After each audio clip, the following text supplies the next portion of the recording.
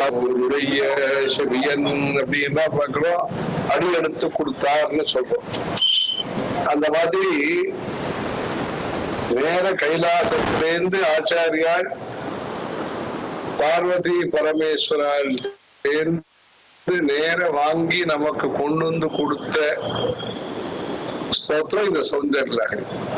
அதனால எங்க இமாலயம், எங்க நீங்க உட்கார்ந்து இருக்கிற காஞ்சிபுரம், இமாலயத்திலிருந்து இமாலயத்து கேதாரம் அப்படின்னு அந்த ஜோதிர்லிங்கத்துல முக்கியமான ஜோதிர்லிங்கம் கேதாரம். அந்த கேதாரத்துல சந்திரமௌலீஸ்வர சுவாமி எடுத்துட்டு போய் அந்த கேதார தரிசனம் எல்லாம் பண்ணிட்டு புதுப்பிரிவை அங்கேயே பக்கத்து ஒரு ஊர்ல அங்கேயே அபிஷேகம் பண்ணி சந்தனாபிஷேகம் எல்லாம் பண்ணி அங்கேயே நைவேத்தியம் தயார் பண்ணி அங்கேயே பூஜை நடந்து அந்த குழுவை அங்க ஒண்ணு குக்கிராமம் அங்கேயும் போய் சந்திரமௌலீஸ்வரர் பூஜை எல்லாம் நடத்தி அது மாதிரி சந்திரமௌலீஸ்வரர் பூஜை எல்லா ஊர்லயும் அப்படி விசேஷமா நடத்தியிருக்க. அந்த கேதார போஷண ரதாக, கேதார போஷண ரதாக அப்படின்னா இருக்கு. யார் நல்லா விவசாயம் பண்றாளோ, யார் உழைக்கிறாளோ அதான் சௌக்கியமா சுபிட்சமா இருப்பாள்லாம் இருக்கு. கேதாரம்னா அது வயல்வெளின்னு பேர். இங்க வயல்வெளியில இருந்து ஆரம்பிச்சு அந்த ஹிமாலயம் சமவெளி வரையில அந்த ஜோதிர்லிங்கத்துல பூஜை பண்றது விசேஷம். இப்ப அதிக மாசம் வர இருக்கிறது. நாளையிலிருந்து அதிக மாசம், அமாவாசை முடிஞ்ச உடனே அதிக மாசம் ஆரம்பம். அந்த அதிக மாசம் ஒரு மாசம் முழுக்கவும் மனத்துல சந்திரமௌலீஸ்வரருக்காக விசேஷமான நைவேத்தியம் 33 அப்பம். ஆத்துல பட்சணம் பண்றதுங்கிறது அந்த க்ஷணங்கள் மாறின்னு இருக்கக்கூடிய நிலையில நீங்க சொர்ண பாத்திரம்னு சொன்னார் அவர் பரணி சாஸ்திரிகள். அந்த சொர்ண பாத்திரம் அதுல கலையே விமலம் சரணம், அந்த மண் கலையத்துல நீங்க அங்கேயே சுரேஸ்வராச்சாரியார் சந்நிதி பக்கத்துல, சுரேஸ்வராச்சாரியாருங்கிறவ மண்டல மிஸ்ரர் பெரிய வித்வானவர். இங்க காசிக்கு பக்கத்துல அவர் ஊர் இருக்கு, பீகார்ல இருக்கு. அவருடைய ஊர் மகிஷி சஹர்சான ஒரு ஊர். அந்த ஊர்ல இருந்தவர் அவர். அந்த ஊர்ல இருந்தார், பெரிய வித்வானவர். பிரம்மாவனுடைய அவதாரம்னு சொல்லுவார். அவ ஆத்துக்காரி பேரு சரசவாணின்னு பேரு, சரஸ்வதியினுடைய அவதாரம்னு சொல்லுவார். அப்படி பெரிய வித்வான். வித்வானுடைய ஆத்துக்கு இவரே போனார். ஆத்துக்கு அழைச்சாலும் தயக்கம் இருக்கக்கூடிய சங்கராச்சாரியார் அவ ஆத்துக்கு தேடி போனார். எதுக்கு போனார்னா, லோக சங்கிரகம், சிக்கீரிஷு லோக சங்கிரகம். அவர் லோகத்துல தர்ம பிரச்சாரம் பண்ணணும். அந்த தர்ம பிரச்சாரம் பண்ணணுங்கும் போது அதுக்கு அந்த பெரிய வித்வானா இருக்கிறவர் அவர் நம்முடைய சித்தாந்தத்தை ஏத்துண்டு வந்தார்னா அது அவருக்கும் பெருமையை கொடுக்கும், லோகத்துக்கும் நல்லதை கொடுக்கும்னு நினைச்சுட்டு அவர் அங்கேயே போனார். அடையாளம் காண்பிக்க சொன்னா அந்த வீடு எங்க இருக்குன்ட்டு, வீடு மாடி வீடு, அதுக்கப்புறமா இங்க சௌகரியமா இருக்கும், அப்படி இருக்கும், கார் நிறுத்தி இருக்கும், வேற ஏதாவது இருக்கும். அந்த மாதிரி லௌகீகமான அடையாளங்களை நாம இன்னைக்கு சொல்றோம்னு வச்சுக்கோ. அந்த காலத்துல என்ன அடையாளம் சொன்னான்னா, அங்க போங்க கிளி எல்லாம் சாஸ்திரம் பேசிட்டு இருக்கோம், அந்த வீடுதான் அவருடைய வீடுன்னு சொன்னார். அது சாஸ்திரங்களை பேசுறது கிளி. கிளின்னா நம்ம சொன்னத்தை திருப்பி சொல்லும்னு தான் நமக்கு தெரியும். அது இங்க கிளி போல சொல்றாங்க. ஆனா அந்த ஊர் கிளி என்ன சொல்லிச்சுன்னா வாக்கியார்த்தம் சொல்லிட்டு இருந்தது.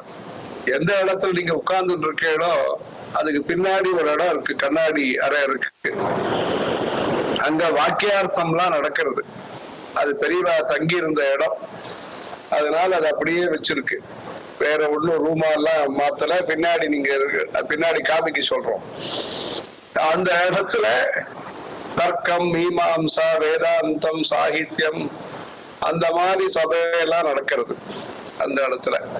அந்த பீகார்ல இந்த கிளி எல்லாம் சாஸ்திரம் பேசுற இடத்துக்கு போங்கன்னா அங்க போனார், வாதத்துல ஜெயிச்சார். அதுக்கப்புறமா அவர் சன்னியாசம் வாங்கிட்டார். அந்த மண்டல மிஸ்ரருங்கிறவர் சன்னியாசம் வாங்கிட்டார். அவருடைய கோவில் தான் அங்க பக்கத்துல இருக்கு, நீங்க உட்கார்ந்து இருக்க இடத்து பக்கத்துல இருக்கு. அது சுரேஸ்வராச்சாரியால் சந்நிதின்னு பேரு. அது அங்கேயே காஞ்சிபுரம் பக்கத்துல கலவையில இது சரி, காஞ்சிபுரம் ஸ்ரீ மண்டல மிஸ்ர அக்ரஹாரம் அப்படின்னு ஒண்ணு. அந்த காலத்து ஹிஸ்டரி ஞாபகப்படுத்தி மண்டல மிஸ்ர அக்ரஹாரம்னு ஒண்ணு.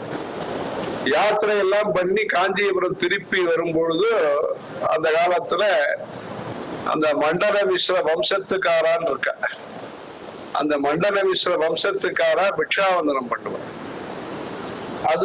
அது ஒரு ஐதீகம். யாரோ இருக்காங்க, இந்த திருப்பூர் பக்கத்துல யாரோ இருக்காது. அந்த மாதிரி இந்த மண்டல மிஸ்ர சுரேஸ்வராச்சாரியார் கோவில், அது பக்கத்துல நீங்க நைவேத்தியம் தயார் பண்ணி, அவர் அவ்வளவு ஆயிரக்கணக்கான ஸ்லோகம் எழுதியிருக்க. உபனிஷத்துகள், தைத்திரிய உபனிஷத்து, மாத்ருதேவோ பவா பித்ருதேவோ பவா அப்படின்னு சொல்லக்கூடிய உபனிஷத்து தைத்திரிய உபனிஷத்து. ஊழல்ல முதல்ல உங்களுக்கு நமஸ்காரம் பண்ணி, பையன் பூடல் போடும்போது அம்மாவுக்கு நமஸ்காரம் பண்ணி, நீங்களும் பகவதி பிக்ஷாந்தேகின்னு சொல்லும் பொழுது அதெல்லாம் கொடுக்கிறேன், பிக்ஷாச்சரணம் கொடுக்கிறேன், அந்த அக்ஷதை எல்லாம் கொடுக்கிறேன். அந்த மாத்ருதேவோ பவா பித்ருதேவோ பவான்னு சொன்ன உபனிஷத்துக்கு ஆயிரக்கணக்கான ஸ்லோகங்களை எழுதியிருக்கார் அவர் சுரேஸ்வராச்சாரியா. தைத்திரிய வார்த்திகம்னு பேர். அதே மாதிரி பிரகதாரண்ய வார்த்திகம்னு பேரு, அதுவும் நிறைய ஸ்லோகங்கள். அப்படி ஆயிரக்கணக்கான ஸ்லோகங்கள் எழுதினவர், ஸ்லோக ரூபமாக வேதாந்தத்தை நமக்கு கொடுத்தவர் சுரேஸ்வராச்சாரியர். அந்த சந்நிதி பக்கத்துல நீங்க எல்லாம் நைவேத்தியம் தயார் பண்ணி, அவர் கர்மகாண்டம் முக்கியம் நினைக்கிறவர். கர்மகாண்டம் முக்கியம்னா ஈஸ்வரன் இருக்கார், அதெல்லாம் நல்லது. நாம பண்ண வேண்டிய கர்மாக்கள் தான் நமக்கு பலனை கொடுக்கிறது. நாம பண்ண வேண்டிய சந்தியாவந்தனமோ, நாம பண்ண வேண்டிய தீபத்தை ஏத்துறதோ, நாம பார்க்க வேண்டிய மடி விழுப்பு 10 இதெல்லாமோ என்ன உண்டோ, இதெல்லாம் தான் நமக்கு சரியான பலனை கொடுக்கும்னு சொன்னவர் அந்த சுரேஸ்வராச்சாரியர். அது பக்கத்துல ஒரு பிள்ளையார் கோவில் இருக்கு, சின்ன பிள்ளையார் இருக்காரு அங்க. அந்த பிள்ளையார் 1000 வருஷத்து பிள்ளையார். அவர் கீழே கிடைச்சார். அவர் அந்த தோண்டும் பொழுது கும்பகோணத்துல இருந்து பெரியவா மடம் முழுக்க இந்த பக்கமா கொண்டு வந்த பொழுது பழைய மடம் இருந்தது இங்க. அது தோண்டி பார்த்த நிறைய காசு எல்லாம் கிடைச்சது. அப்போ அந்த காசு எல்லாம் கிடைச்சது இந்த கண்ணாடி ரூம் இப்ப என்ன இருக்கோ அங்க. அந்த இடத்துல ஒரு வில்வ மரம் கூட இருந்தது. அந்த இடத்துல ராஜராஜ சோழன் காலத்து பிள்ளையார் அவர். ஸ்வஸ்தி ஸ்ரீ ராஜராஜ சோழ அலுக்க கணபதி அவர். ராஜராஜ சோழன் காலத்து கல்வெட்டு கூட இருந்தது. அது அங்க அந்த கல்வெட்டு கூட படி எடுக்க சொன்னோம். படின்னா காப்பி எடுக்கிறது, ட்ரூ காப்பி. அது அந்த பிள்ளையார் அவர் அனுஜ்ஞா கணபதினு பேரு. அனுஜ்ஞா கணபதினா பர்மிஷன். ஒரு கும்பாபிஷேகம் பண்றேன், ஹோமம் பண்றேன்னு சொன்னா இந்த வாத்தியார்கிட்ட அனுஜ்ஞை வாங்கிக்கிறேன், பிள்ளையார்கிட்ட அனுஜ்ஞை வாங்கிக்கிறேன், குலதெய்வத்திட்ட அனுமதி வாங்கிக்கிறேன். இது மாதிரி அனுஜ்ஞா கணபதி. அனுஜ்ஞை, மிருசங்கரணம், கிரக பிரீத்தி, அந்த மாதிரி எல்லாம் அனுஜ்ஞை அந்த பிள்ளையார்கிட்ட நாம பண்ண வேண்டிய நல்ல காரியத்துக்கெல்லாம் அனுஜ்ஞை வாங்கிக்கணும். ஜாதகம் சரி, நல்ல காரியம் பண்ணணும்னு தீர்மானம் பண்ணும் போது அந்த அனுஜ்ஞா கணபதிட்ட அனுமதி வாங்கிக்கிறது. அந்த அனுஜ்ஞா கணபதி அவர். அந்த அனுஜ்ஞா கணபதிக்கு தீபம் ஏத்தனம்னு ஒரு தர்மம். அது 24 ஆடு ஏதோ அந்த காலத்துல கொடுத்து அந்த வருமானத்துல ஏதோ தீபம் ஏத்தனம் ஏதோ இருக்குது. அந்த மாதிரி அனுஜ்ஞா கணபதி. அது பக்கத்துல சங்கராச்சாரியர் கோவில், பழைய கோவில் அது. அந்த சங்கராச்சாரியர் கோவில்ல ஒரு கல்வெட்டு இருக்கு, 2 கல்வெட்டு இருக்கு. 2 கல்வெட்டு, அதாவது ஒண்ணு வந்து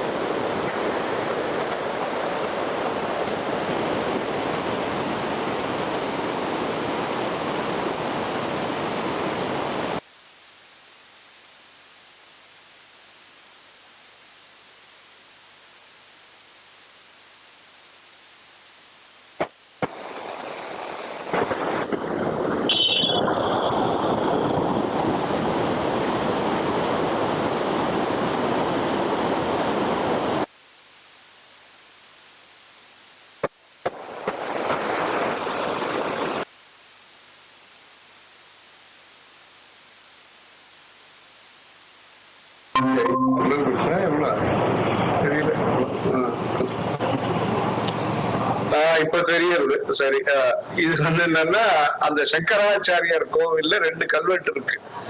ஒண்ணு தெற்க, ஒண்ணு வடக்க. இந்த தெற்க இருக்கிற கல்வெட்டுல கம்பன உடையார் அப்படின்னு ஒரு கல்வெட்டு. அது வந்து அது ஏதோ தீபத்துக்காக நந்தா விளக்குன்னு பேரு. அதனால பழைய கிராமங்கள்ல கூட அவளுக்கு தேவையில்லைன்னாலும் வருமானத்துக்கு யாராவது ஒருத்தர் இருக்கட்டும், தீபம் ஏற்றின்னு இருக்கட்டும் அப்படின்னு ஒரு குடும்பத்தை உட்காந்து வைக்கிறது பழக்கம் இருக்கு. ஆத்துல ஒருத்தர் யாரோ விளக்கு ஏற்றின்னு இருக்கட்டும் அப்படின்னு சொல்லுவார். அது மாதிரி நந்தா விளக்குன்னு சொல்லி அணையாத விளக்குக்காக அந்த ஒரு தர்மம். அது அந்த தெற்கே பக்கத்துல இருக்கு அந்த கல்வெட்டு. வடக்க ஒரு கல்வெட்டு இருக்கு சின்னதா. அது வடக்க என்ன கல்வெட்டுன்னா மடத்துப்புறம் அப்படின்னு ஒரு வார்த்தை இருக்கு அந்த இதுல. இதெல்லாம் வந்து ஒரு தடவை அவ பெரியவா சொல்லி எல்லாம் பிரிச்சு பார்த்தது. அந்த சங்கராச்சாரியார் கோவில் முழுக்க வருஷம் போட்டு அங்க எழுதியிருப்பாங்க. வேலூர்ல இருந்து ஆர்கியாலஜி மூலமாக எடுத்து திருப்பி அப்படியே கட்டியாச்சு. நடுவுல ஏதாவது இழுத்துருக்குமோ பார்க்கணுங்கிறதுக்காக அந்த மாதிரி கல்வெட்டுல அவளுக்கு அப்படி ஒரு ஆர்வம். அதுக்காக அவ்வளவு கல்வெட்டு வரலாறு. அந்த வரலாறை நாம காப்பாற்றணும். வரலாறை காப்பாற்றணுங்கும் போது கருங்கல்லு, செங்கல்லு, மரம், அந்த வரலாறை காப்பாத்துறது ஒரு பக்கம். சந்தியாவந்தனங்கிற வரலாறு, சௌந்தர்ய லஹரிங்கிற வரலாறு, சுமங்கலி பிரார்த்தனைங்கிற வரலாறு, மடிசாருங்கிற வரலாறு, பஞ்சாங்கம்ங்கிற வரலாறு, ரிக்வேதங்கிற வரலாறு, யஜுர்வேதங்கிற வரலாறு, இந்த வரலாறு பக்கத்துல பின்னாடி ஒரு கீத்து இருக்கு அந்த ஒரு வரலாறு. இந்த மாதிரி வரலாறை வந்து காப்பாற்றணும். அந்த வரலாறை காப்பாற்றணும்னா உங்க மாதிரி இருக்கா ஞாயிற்றுக்கிழமையிலேயாவது மடத்துக்கு வரணும். அதாவது ஞாயிற்றுக்கிழமை லீவுன்னு இப்ப எல்லாம் லீவு ஆபீஸுக்கு மாத்திரம் இல்ல, சமையலுக்கு கூட லீவ் விடுறான்னு கேள்விப்பட்டோம் ஞாயிற்றுக்கிழமைன்னா. அது மாதிரி இல்லாம வந்து இது மாதிரி மடத்துக்கு வந்து மடத்துல நீங்க இது மாதிரி பிரசாதங்கள்லாம் பண்ணி எல்லாம் நல்லா சொன்னார். நீங்க எங்க உட்கார்ந்து இருக்கீங்களோ அந்த இடம் பக்கத்துல ஒரு 3 மாடி கட்டடம் இருந்தது. அந்த 3 மாடி கட்டடம் பக்கத்துல ஒரு அத்தி மரம் இருந்தது, ஒரு பெரிய அத்தி மரம் இருந்தது. அந்த அத்தி மரம் பக்கத்துல ஒரு இடத்துல அவ உட்கார்ந்துட்டு பௌர்ணமி அன்னைக்கு சாஸ்திரநாமம், சௌந்தர்ய லஹரி எல்லாம் உட்கார்ந்துட்டு அவ சொன்ன இடம் அது. இங்க நீங்க எங்க உட்கார்ந்துட்டு சௌந்தர்ய லஹரி சொல்றீங்களோ உங்களுக்கு இடம் மாத்தி கொடுத்ததும் ஒரு விதத்துல நல்லதா போச்சுன்னு எடுத்துக்க வேண்டியதுதான். அதனால அந்த இடம் முன்னாடி ஒரு வெந்நீர்லாம் காய்ச்சிட்டு இருந்தா அங்க ஒரு கோட்டை அடுப்பு இருந்தது. கோட்டை அடுப்பு பக்கத்துல தவிடு, அது மாட்டு தீவனம்லாம் இருந்தது. அது பக்கத்துல ஒரு தென்னை மரம், ஒரு அத்தி மரம் இருந்தது. அந்த அத்தி மரம் பக்கத்துல அங்க உட்கார்ந்து அவ பக்கத்துல மாடிப்படி பக்கத்துல சௌந்தர் லஹரி இதெல்லாம் லலிதா சஹஸ்ரநாமம் எல்லாம் பௌர்ணமி அன்னைக்கு உட்கார்ந்துட்டு பெரிய பெரியவா சொன்ன இடம். அதனால நீங்க சரியான இடத்துல உட்கார்ந்துட்டு இன்னைக்கு இந்த சங்கராச்சாரியார் சந்நிதியில, அனுஜ்ஞா கணபதி சந்நிதியில, மண்டல மிஸ்டர் சுரேஸ்வராச்சாரியார் சந்நிதியில, இதுல பெரியவாளுடைய அனுகிரகத்தோட, 2 பெரியவாளுடைய அனுகிரகத்தோட இத நல்லா பண்ணிருக்கேன். கஷேத்திரத்துல எந்த இடத்துல ஸ்ரீசக்கரத்தை ஆச்சாரியால் ஸ்தாபிதம் பண்ணாலோ, ஸ்ரீ சக்கரராஜ நிலையா ஸ்ரீமத் திரிபுர சுந்தரி ஸ்ரீ சிவா சிவசக்திக்க ரூபிணி லலிதாம்பிகா அப்படின்னு சக்கரராஜம்னு பேர். அதுக்கு சக்கரராஜம்னா நிறைய யந்திரங்கள் இருக்கு, நிறைய யந்திரங்கள். அவ புதுப்படியா நிறைய யந்திரங்கள்லாம் நிறைய பேர் கொடுத்து அனுகிரகம் பண்ணி, அத்திக்கட்ட யந்திரம் நிறைய யந்திரங்கள்லாம் கொடுத்துருக்க. இந்த ஸ்ரீசக்கரம்ங்கிறது யந்திரத்திலேயே வசந்த யந்திரம். அந்த அகிலாண்டேஸ்வரிக்கு ஆச்சாரியால் சமர்ப்பணம் பண்ணிருக்க. நீங்க பார்த்திருக்கலாம் திருச்சி அகிலாண்டேஸ்வரி அம்பாள் கோவில்ல. இங்க காஞ்சிபுரத்துல ஸ்ரீசக்கரம் ஸ்வயமாலிகத் அப்படின்னு ஸ்ரீசக்கர ஸ்தாபிதம் பண்ண ஊர்ல சௌந்தர்ய லஹரிய நீங்க பாராயணம் பண்ணி, நைவேத்தியம் பண்ணி, மடியாக பண்ணி, மடிசார் கட்டின்னு பண்ணி, நல்ல வாத்தியார் மூலமா இதெல்லாம் சொல்லி நிதானமாக பரபரக்காம நல்ல பொதுவா பண்ணிருக்கேன். அதனால இந்த நல்ல சங்கல்பம் உங்க குடும்பத்துல எல்லாருக்கும் நல்லதை கொண்டு கொடுத்து, மேன்மேலும் இந்த தர்ம சந்ததிங்கிறது நல்லா வளர்ந்து விஸ்தாரமாக இருந்து, எண்ணிக்கை குறையக்கூடாது, எண்ணங்கள் மாறக்கூடாது. அந்த 2 எண்ணத்தோடையும் எண்ணிக்கை குறையக்கூடாது, எண்ணங்கள் மாறக்கூடாது அப்படிங்கிற சங்கல்பத்தோட இந்த ரிக்வேத சபாங்கிறது எங்க வெளியூர்ல எங்க இருந்தாலும் ரிக்வேதிகள் ஒருத்தர் இருந்தாலும் அவளையும் கணக்குல விடாம அப்படி எல்லாரையும் தேடி தேடி கண்டுபிடிச்சு கொண்டு வரணும், கொண்டு வந்துட்டு இருக்கா. அதனால இந்த ரிக்வேத கிளாஸும் நடத்தின்னு இருக்கா, ரிக்வேத சந்தியாவந்தம் நடத்தின்னு இருக்கா. அந்தந்த தேசாச்சாரப்படி ரிக்வேத சந்தியாவந்தனத்தையும் நடத்துற. அந்தந்த சம்பிரதாயம் ஸ்மார்த்தா, வைஷ்ணவா, தெலுங்கா, அந்த ஊர் இந்த ஊர் எல்லாருக்கும் வேணுங்கிற சந்தியாவந்தனத்தை நடத்தி புஸ்தகம் எல்லாம் போட்டிருக்க. இந்த மாதிரி ரிக்வேத சம்ஹிதா ஹோமம்ங்கிறது 27ஆம் தேதியிலிருந்து 3ஆம் தேதி வரையில காசியில கங்கை கரையில நடக்க போறது. கங்கை கரைன்னா அப்படி அவ்வளவு நெருக்கமான இடத்துல, அங்க கங்கை கரையில தீர்த்தமும் சூரியனும் பக்கத்துல இருந்தா விசேஷம்னு சொன்ன.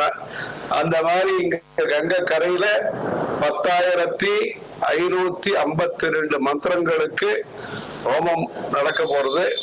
அதையும் நீங்க எல்லாரும் இன்னைக்கு இருக்கிற சௌரியத்தை வச்சு நேரம் வர்றதா நேரம் மத்தவா பாக்குறவா இது மாதிரி டெக்னாலஜி மூலமா பாக்குறதா அதையும் பார்த்து அந்த ரிக்வேத சம்ஹிதா ஸ்வாகாரம் இதுல கலந்துக்கணும். நீங்க இங்க நேரம் கலந்துக்கலாம். மற்றபடி ஆத்துல இருந்தபடி அந்த நேரத்துல வேற எதையும் பார்க்காம இந்த ஹோமத்தை நேரம் தரிசனம் பண்ணிங்க. ரிக்வேதக்காரா எல்லாருமே அந்த ஹோமத்தை தரிசனம் பண்ணிக்கிற மாதிரி ஒரு உபயோகப்படுத்திட்டு எல்லாரும் இந்த மாதிரி அம்பாள் அனுகிரகத்தோட மேன்மேலும் உங்க குழந்தைகளுக்கும் இதெல்லாம் சொல்லி வச்சு, அவளையும் மடத்துக்கு கோவிலுக்கெல்லாம் நிறைய அழிச்சுன்னு அவளும் இந்த மாதிரி நம்மளுடைய தமிழை பேசணும், அவளும் சமஸ்கிருதம் பேசணும், அவளும் ஸ்தோத்திரங்களை சொல்லணும், அவளும் இந்த மாதிரி உபவாசமும் இருக்க தெரியணும், உற்சவத்திலையும் கலந்துக்க தெரியணும். அந்த மாதிரி 2 விதமாகவும் அவளை பழக்கப்படுத்தி நம்மளுடைய தர்மம் சனாதன தர்மம், அந்த சனாதன தர்மத்துல ருச்சாம் பிராச்சி மகதீதி குச்சியத்தே அப்படின்னு இந்த ரிக்வேதம்னு சொன்னா அழகா பேசுறதுன்னு அர்த்தம். அது நான் ருக்வேத வினீதஸ்ய நாயஜுர்வேத தாரிணः நாசாமவேத விதுஷः சக்கியமேவம் பிரபாஷித்தும் அப்படின்னு அனுமாரை பத்தி ஆஞ்சநேயரை பத்தி சொல்ற. 3 வேதம் படிச்சவராவர். 3 வேதம் படிச்சு ருக்வேதம் படிச்சு எப்படி வினயமா இருப்பாளோ, யஜுர்வேதம் படிச்சு எப்படி ஸ்திரமா இருப்பாளோ, சாமவேதம் படிச்சு எப்படி பாண்டித்யத்தோடு இருப்பாளோ அப்படிப்பட்டவர் அனுமார்னு சொல்ற. எல்லா ஸ்தோத்திரங்கள், இந்திரன் ஸ்தோத்திரம், வருடன் ஸ்தோத்திரம், எல்லாரையும் நல்ல வார்த்தையோட பேசணுங்கிற பழக்கம் சமுதாயத்துல அதிகமா இருந்து பிரியமான வார்த்தைகள், அது தார்மீகமான வார்த்தைகள் மூலமாக காமாட்சியும் கருணாரசார்ந்த ஹிருதயாம் அப்படின்னு அந்த கருணாரசத்தோட கூடிய ஈரமான ஹிருதயம் அம்பாளுக்கு.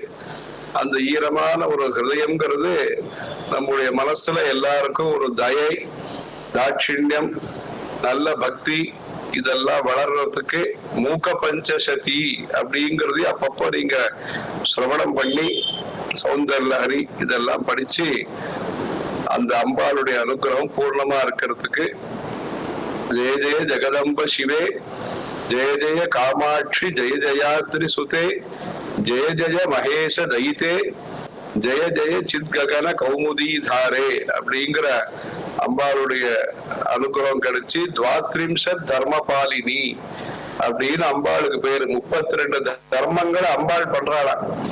அம்பாள் எதுக்கு தர்மம் பண்றான்னா நாம எல்லாரும் நல்லா இருக்கணுங்கிறதுக்காக. அதுதான் அந்த தங்க கொடிங்கிறது. அதுதான் ஊர்ல எல்லாம் கொடி இருக்கு, அது வேற விஷயம். கோவில்ல இருக்கிற கொடிங்கிறது ஆத்துல இருக்க வேண்டிய கொடிங்கிறது வேற. அது தென்னை மரம் பனை மரத்தோட சேர்ந்து இருக்கிற கொடிங்கிறது வேற. மிளகு கொடி அந்த மாதிரியான கொடிகள் வேற. மடி வளர்த்துறதுக்காக இருக்கிற கொடி வேற. இங்க அம்பாள் கோவில்ல இருக்கிற கொடிங்கிறது தங்க கொடி. தங்க கொடி என்னன்னா கொடி மரம். துவாத்ரிம்ஷத் தர்ம பிரதிபாதனார்த்தம் ஸ்தாபித ஹேமத்வஜாலங்கிருதே அப்படின்னு பேரு. 32 தர்மங்களை பண்றதுக்காக அம்பாள் தங்க கொடி அதெல்லாம் வச்சிருக்கான்ட்டு அந்த மாதிரி அம்பாளுடைய அனுகிரகத்தோட மேன்மேலும் இந்த சுவாசின் அர்ச்சன பிரீதான்னு பேரு. எல்லாரும் பூஜை பண்ணாலும் புண்ணியம் உண்டு, இந்த சாஸ்திரிகள் பூஜை பண்ணாலும் புண்ணியம் உண்டு. ஆனாலும் நீங்க பண்ணா அது விசேஷமா அம்பாள் அது அனுகிரகம் பண்றான்னு எழுதியிருக்க. அதனால சுவாசின் அர்ச்சனா பிரீதா அப்படின்னு சொல்லி அந்த சுவாசினிகள்லாம் பூஜை பண்ணா கன்யா பூஜன சுப்பிரசன்ன ஹிருதயாம் அப்படின்னு சுவாசினிகள்லாம் நிறைய பூஜை பண்ணி அந்த அம்பாள் அனுகிரகத்துக்கு பாத்திரமாகணும். அழகான காஞ்சியில் புகழாக வாழ்ந்திடும் அன்னை காமாட்சி உமையை தீபாவளி பண்ணட்டும். அங்கே எல்லாருக்கும் ஆகாரம் அங்கே தானே, அங்கேதான்.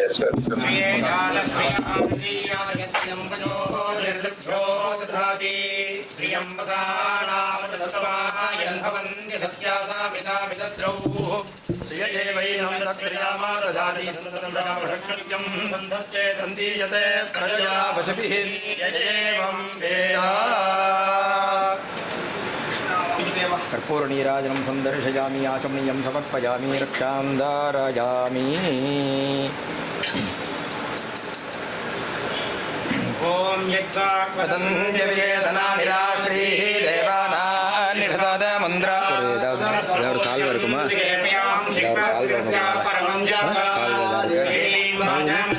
देवास्तां विश्वरूपा पशवो वदन्ति सानो मन्त्रे शमोर्जं दुहानादेनुर्वागत्मानुपसष्टुतेदु परिवार कामाक्षी नमः। वेदोक्त मन्त्रपुष्पाञ्जलिं समर्पयामि। प्रार्थना प्रदक्षिण नमस्कारान् समर्पयामि। ओम यज्ञेन यज्ञमायजन्त देवास्तां धर्माः प्रथमान्यासन्नेहनागं महिमानसजन्ते पूर्वे राजासन्ति देवाः येभ्यः यदा सुखमिदा स्थानं प्रतिष्ठापयामि गोपनार्थे क्षेमाय पुनरागमनाय च।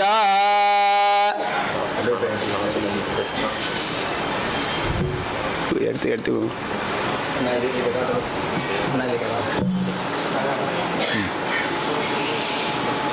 कृण्वतीव सुपत्नी वसूनां वत्समिच्छन्ति मनसाभ्यागाय दुगामस्भ्यां मयो अग्नेयं सावर्धनां महते सौभागाय ஆச்சாரியாலோட பிரசாதம் இவாள்கிட்ட உங்கள் எல்லாருடைய சார்பாக இவாள்கிட்ட சமர்ப்பிக்கிறோம்.